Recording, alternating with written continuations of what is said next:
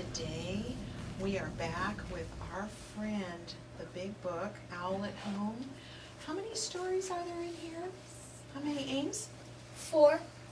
That we've read 4. How many are there altogether? 5. There are 5. So we've read 4. So if we do 5 minus 4, how many stories are left for us to read? How many, Noah? 1. Just 1. Let's refresh our memory. That means let's remind ourselves of which stories we've read before. Whose house is that? Owl's. That's good old Owl's house. Well, we read The Guest. Do you remember what guest came in and blew all around the house? Who was it, Noah? Winter. It was Winter. And then our second story that we read, after Winter came in and made a big mess in the house, was all about the bumps where? Where were the bumps? Where were they, Flo? They were in his bed. They were in his bed. What did they turn out to be? What were they? What were they, Ruthie? His feet. They were his feet sticking up, pointing at the blanket. What a silly owl he is. And then after we read about the bumps in the bed, do you remember the tea that he made? What was it made from? Tear water. Tear water tea, from his tears. And remember how he would remind himself of all the sad things Yeah. to make the tears flow? Broken chairs. Broken chairs. Oh, but remember last Up week? and down. Up and down. He wanted to run where?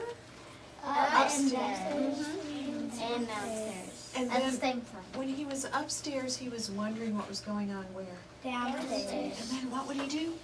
Or not. Run downstairs. Downstairs. But then he would wonder, what would he wonder, Lindsay?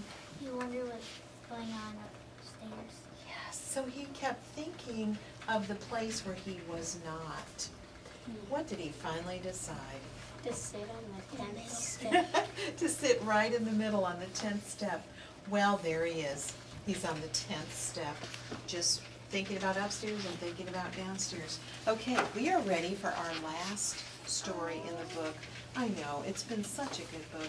Owl and the Moon. Yes. Now there he is, but he's not where we usually meet him. He's where? On a mountain. Yeah, kind of on a little mountain At the beach. at the beach. All right, let's find out if it's daytime or nighttime. When we first start the story, you're going to get a clue because it says, one night, there you go, Owl went down to the seashore.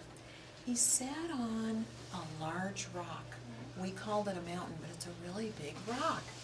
And he looked out at the waves. Everything was dark. Then a small tip of the moon came up right over the edge of the sea.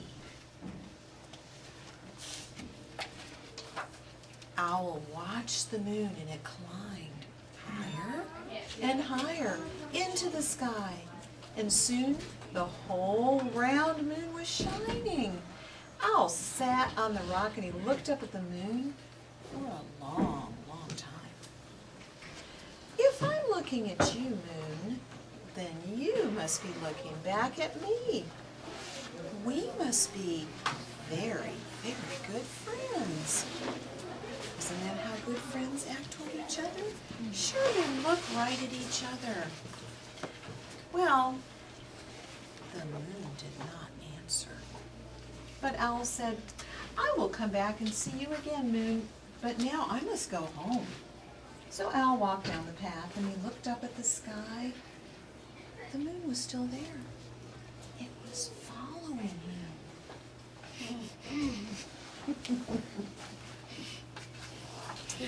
No, no, Moon, said Owl. It's kind of you to light my way, but you must stay up over the sea where you look so fine.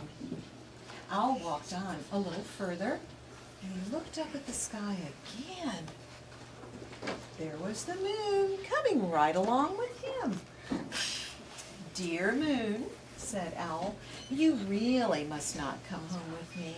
My house is small, and you would never fit through that door that I have. And I have nothing to give you for supper. You know, Owl always has good manners, doesn't he? So he was thinking about being kind and sharing a meal with the moon.